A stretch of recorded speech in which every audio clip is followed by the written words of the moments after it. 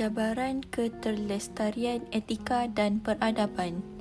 Kelestarian atau kemapanan adalah terjemahan dalam bahasa Inggeris iaitu sustainability, dalam bahasa Latin dikenali sustinere dan tinere. Secara umumnya, ia bermaksud keupayaan mengekalkan sesuatu, memastikan kewujudan atau memanjangkan. Tetapi dalam konteks buku pula, keterlestarian etika dan peradaban bermaksud suatu usaha berkaitan etika, adab dan nilai-nilai baik yang bersifat lokal dan global oleh masyarakat Malaysia yang dilakukan secara sedar, konsisten dan berterusan. Seperti yang kita tahu, cabaran membangunkan sebuah masyarakat yang beretika dan peradaban tidak mudah. Justeru, cabaran-cabaran yang dihadapi dalam mewujudkan sebuah masyarakat dan negara idaman yang memiliki etika dan peradaban yang lestari sememangnya penuh dengan rancau dan berliku. Cabaran-cabaran yang wujud dalam pelbagai dimensi dan konteks, dan antaranya termasuklah cabaran politik, ekonomi, sosial, psikologi dan pembangunan karakter, serta cabaran yang lebih besar iaitu globalisasi. Berikut adalah idea-idea utama beberapa cabaran yang dijangka akan dihadapi dalam usaha keterlestarian etika dan peradaban dalam konteks sebuah negara bangsa, iaitu pertama, cabaran politik. Berikut adalah cabaran-cabaran politik besar yang mesti ditangani, iaitu pembinaan budaya politik dan demokrasi matang, kebebasan bersuara dan pembinaan masyarakat sivil, kerajaan yang telus dan menjaga kepentingan nasional, literasi politik dalam kalangan rakyat, celik sejarah dalam kalangan rakyat, mewujudkan sebuah negara bangsa, semangat cintakan negara dan kurangnya penghayatan dalam aspek kenegaraan, politik berasaskan kaum lawan politik permuafakatan, dan akhir sekali mengakui hak antara kaum seperti yang termaktub dalam perlembagaan persekutuan. Yang kedua ialah cabaran ekonomi. Cabaran ekonomi juga memberi impak kepada etika dan peradaban manusia. Justeru, antara cabaran ekonomi yang sedang dan akan terus dihadapi oleh pembangunan etika dan peradaban adalah mengurangkan jurang antara kaya dan miskin yang semakin melebar, mewujudkan peluang pekerjaan kepada rakyat dan generasi muda, pendatang asing dan sektor pekerjaan 3D, keseimbangan ekonomi bandar, luar bandar dan wilayah, pemberdayaan ekonomi Bumiputera dan kaum-kaum lain, meningkatkan ekonomi pengetahuan, inovasi dan R&D, peningkatan kepada kualiti dan kemampanan hidup, ekonomi pertanian, krisis makanan dan keselamatan. Yang ketiga ialah cabaran sosial. Sebagaimana yang diketahui, Malaysia adalah sebuah negara demokrasi dan masyarakatnya terdiri daripada pelbagai kaum, agama, bangsa dan budaya. Kepelbagaian ini menjadikan Malaysia sebuah negara yang unik kerana rakyatnya yang berbilang bangsa, agama dan kebudayaan boleh hidup dengan aman dan harmoni di bawah satu bumbung pemerintahan. Namun begitu, terdapat banyak cabaran sosial yang berlaku. Antaranya, isu-isu berkaitan integriti di pelbagai sektor awam dan swasta, pengukuhan perpaduan antara etnik dan integrasi nasional, bahasa Melayu sebagai bahasa ilmu dan pemersatu rakyat, penyebaran budaya barat, masalah sosial, pelbagai isu jenayah dan juvana, kurang penghayatan agama, toleransi dan dialog antara agama, kurang kecintaan terhadap ilmu dan pembelajaran sepanjang hayat, hubungan interetnik dan intraetnik yang lebih baik di pelbagai peringkat, membanteras ekstremisme dalam bentuk perbuatan dan pemikiran termasuklah Calvinisme dan perkauman, transformasi pendidikan ke arah pemantapan modal insan, perpaduan dan integrasi nasional.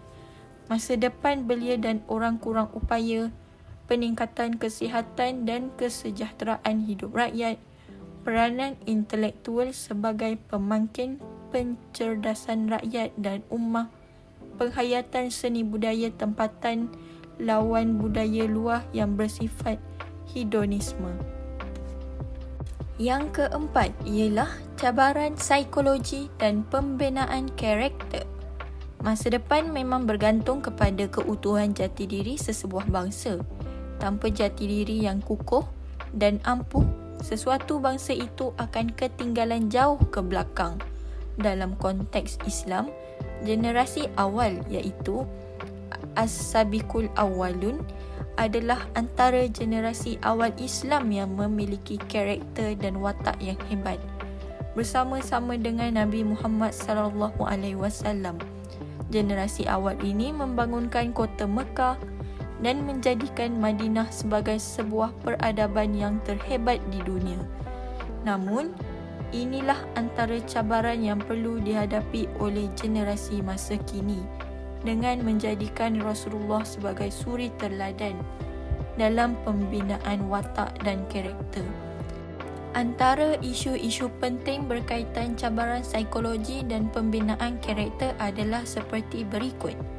Pembinaan jati diri bangsa Malaysia, mengurangkan stereotip, prejudis, etnosentrisme dan biasa antara kaum, meningkatkan semangat kesatuan dalam kepelbagaian, minda kelas pertama lawan minda kelas ketiga, keutuhan moral dan integriti, chauvinis lawan rahmatan lil alamin, kearifan tempatan.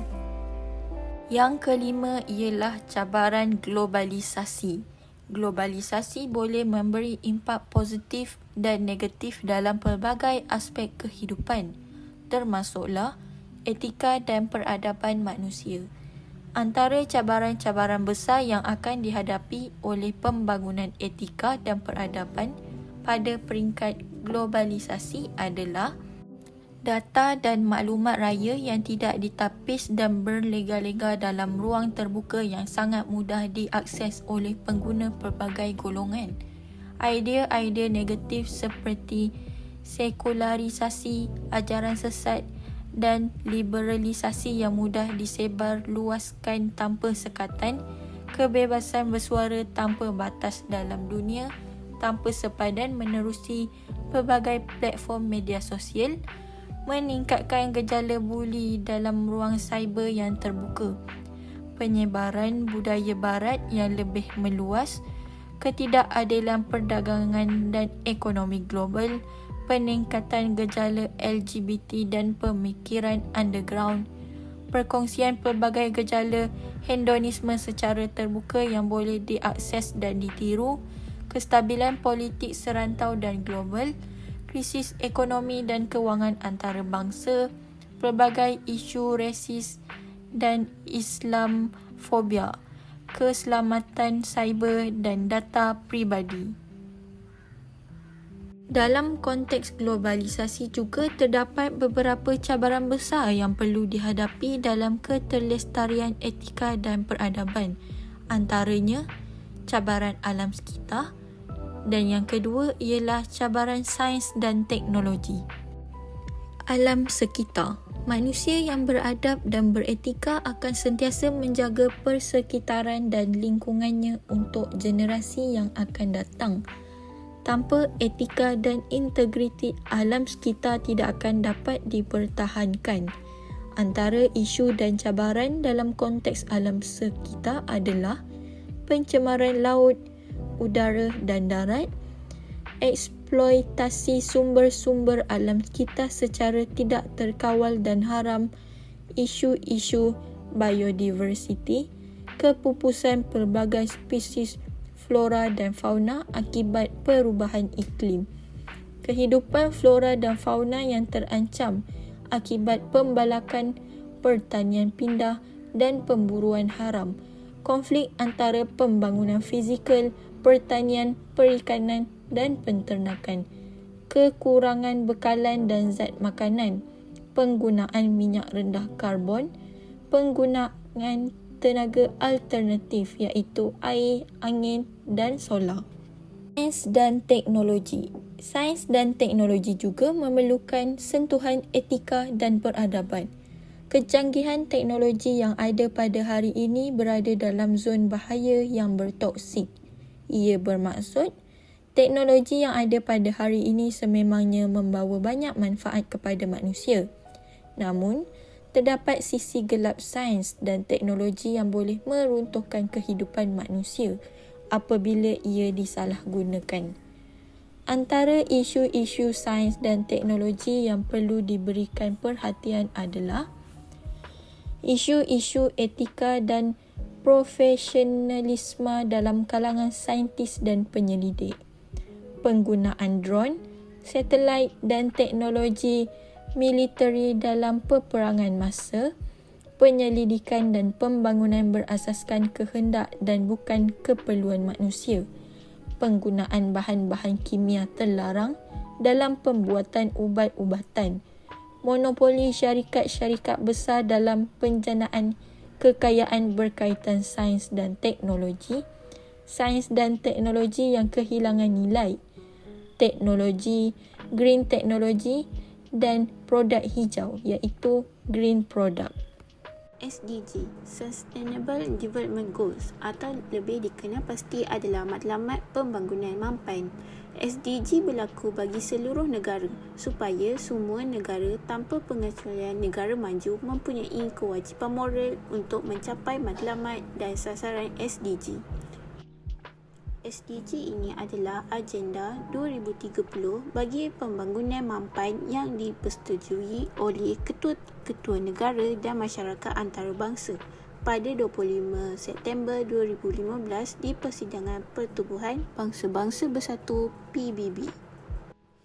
SDG ini mempunyai 17 matlamat dan 169 sasaran yang merangkumi sosial, ekonomi dan alam sekitar.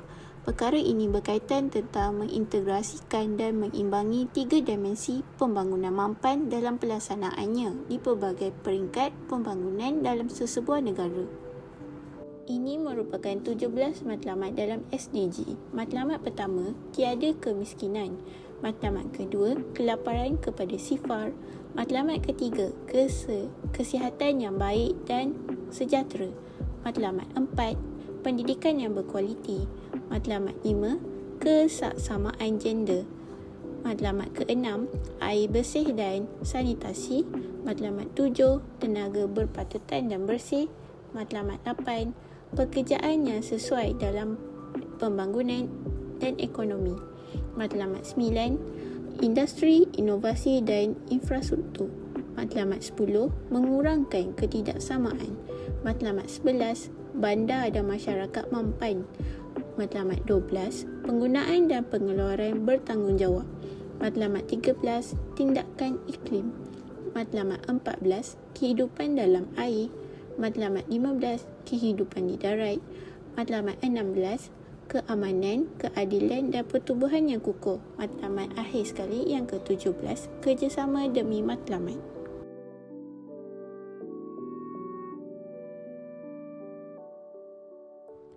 Pada 6 November 2019, Menteri Hal Ehwal Ekonomi Datuk Seri Muhammad Azmin Ali di sidang kemuncak SDG Malaysia yang bertemakan percepatan kemajuan SDG pendekatan seluruh negara yang mengatakan bahawa kerajaan menurutnya komited untuk memastikan keseimbangan antara merealisasikan aspirasinya untuk menjadi negara maju dan memenuhi permintaan bagi kemampanan.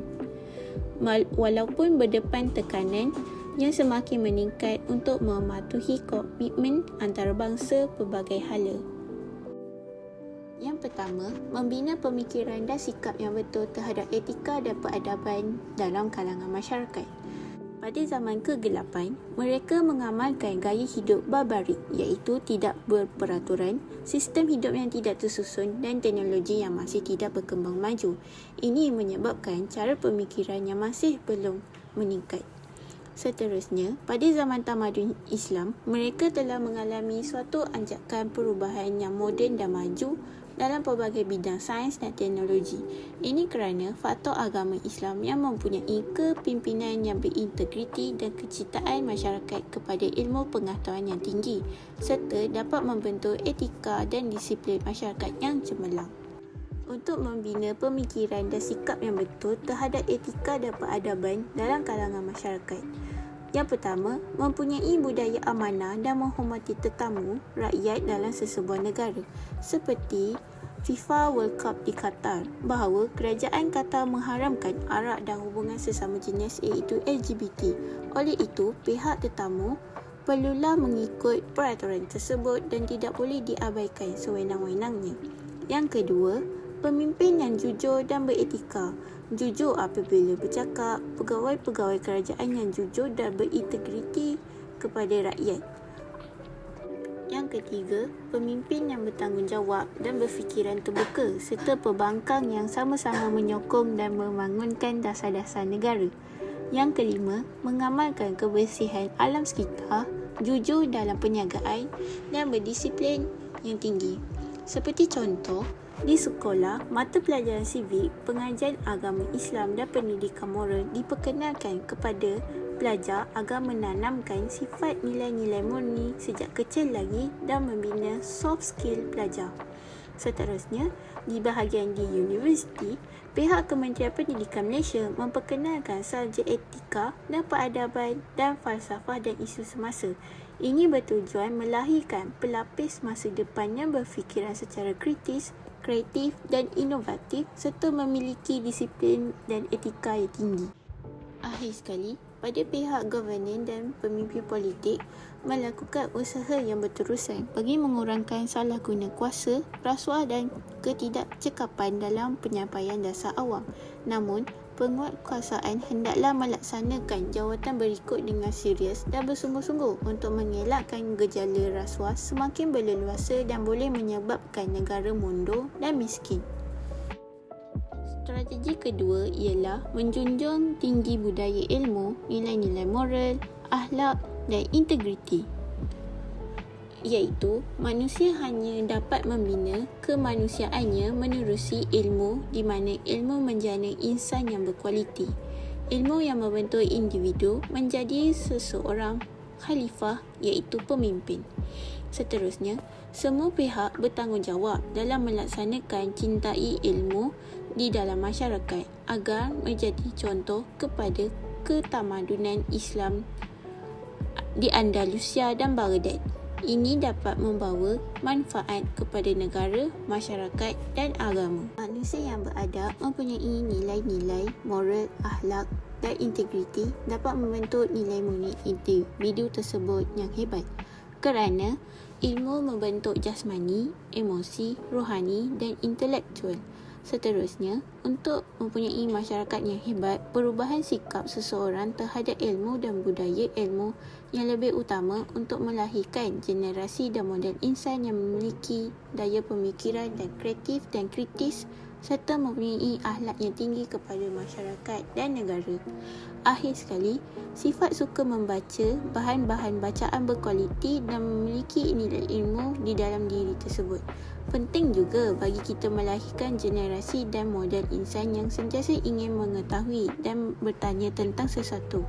Malah, lebih penting lagi kita melahirkan generasi yang cenderung kepada aktiviti keilmuan dan dalam sebarang perbuatan dan tindakan yang dilakukan. Strategi ketiga, keazaman politik dan pemertabatan etika dan peradaban, di mana untuk menjadi pemimpin yang memberi banyak manfaat kepada rakyat dan negara, pemimpin hendaklah mengamalkan sikap amanah dalam diri mereka supaya mengelakkan dari negara mundur dan tidak mendapat kepercayaan dari rakyat. Seterusnya, kepimpinan yang amanah dapat ditunjukkan oleh Rasulullah SAW yang memimpin umat Islam yang diterusi pada zaman pemerintahan Khulafa Ar-Rasyidin. Apabila pemimpin yang zalim memerintah negara akan mencetuskan segala masalah dalam bentuk kestabilan, perpaduan dan keadilan sosial kepada negara. Kestabilan perpaduan dan keadilan sosial boleh dinikmati oleh masyarakat dengan aman dengan pemimpin yang mengamalkan ciri-ciri yang kesederhanaan, keberanian, keadilan dan kebijaksanaan bersumberkan ajaran Islam yang dibudayakan oleh pemimpin akan memperkukuhkan kepercayaan rakyat terhadap masa depan agama, bangsa dan negara. Tetapi kestabilan, perpaduan dan keadilan tidak berlandaskan agama tetapi pemimpin yang amanah dalam tugasannya. Akhir sekali, pemimpin yang amanah tidak akan sesekali mengambil rasuah, tidak menepati janji dan bercakap bohong kepada rakyat. Oleh itu, gelaran negara kleptokrasi kepada Malaysia dapat dibasmikan dengan mempunyai pemimpin yang hebat, dapat menarik pelancong dan pelabur percaya akan negara kita. Strategi keempat, kelestarian etika dan peradaban menerusi kebudayaan kebangsaan, di mana etika dan peradaban adalah entiti penting dalam kebudayaan. Terdapat dua jenis elemen kebudayaan iaitu ketara dan tidak ketara. Dua elemen ini penting dalam kebudayaan. Seterusnya, kebudayaan kebangsaan adalah lambang yang menunjukkan nilai, norma, identiti dan wajah nasional seseorang warga negara Malaysia. Dengan adanya kebudayaan kebangsaan mampu menjadi pemersatu antara kaum dalam pembangunan sosial, di mana bahasa Melayu merupakan identiti dan jati diri Malaysia. Sebagai rakyat yang hebat, hendaklah menghormati dan bangga menggunakan bahasa Malaysia sebagai bahasa kebangsaan dalam negara.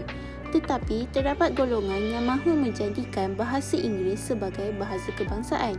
Ini tidak boleh berlaku kerana identiti rakyat Malaysia adalah bahasa Malaysia. Dengan itu, negara yang mempunyai identiti seperti Jerman, Jepun, Korea Selatan dan Perancis menggunakan bahasa mereka dengan bangga dan membina perpaduan dan peradaban yang tinggi. Oleh itu, terbukti bahawa Pendeta Zakbar yang mengatakan bahasa jiwa bangsa kerana satu bahasa dapat menyatu padukan rakyat.